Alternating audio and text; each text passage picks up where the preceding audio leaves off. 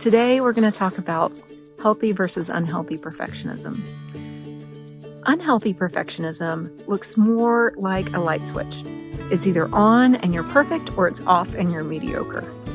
Whereas Dr. Jennifer Hunt compares the healthy type of perfectionism to a rheostat, right? So you can dial it up and dial it down as needed for the tasks at hand. An unhealthy mindset is a very rigid mindset. There's this perceived external bar that you're aiming for perfection, and it's very much performance driven. Whereas a healthy mindset, you have these internally derived goals, and it is very much more a growth mindset where mastery is the overall goal. You see how that difference, performance versus mastery? So what do you do if you recognize that you're prone to having some unhealthy perfectionism? Well, first, recognize it. And remember, anytime you recognize something about yourself or your behavior that you want to change, do it from a place of compassion. That you're the compassionate observer. This is very common in physicians, overachievers, to have that unhealthy perfectionism. So nothing's gone wrong. But now that you recognize it, stepping back, ask why you're afraid to dial down the perfection.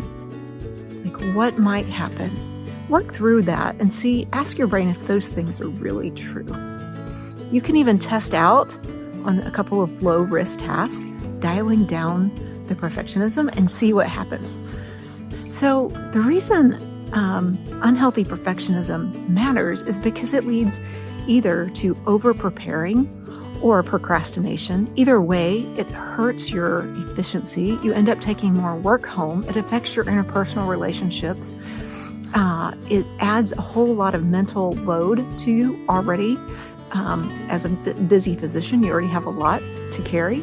And it adds to a lot of anxiety, stress, negative self-talk, depression, and burnout. So it's important that we recognize it so we can start to change. And again, from that compassionate observer standpoint. I also like to start to lay down new neural pathways by picking mantras. So a couple of my favorite mantras that I have really improved at believing over the last couple of years is choosing progress over perfection, right? Or done is better than perfect. Whatever you choose, you just want to make sure that when you find yourself falling back into the habit of using that unhealthy perfectionism, that you don't beat yourself up. You recognize it as the compassionate observer and say, it's okay. It's a skill that I'm learning to use perfectionism in a healthy manner. Okay, hope that was helpful, and I'll see you next time.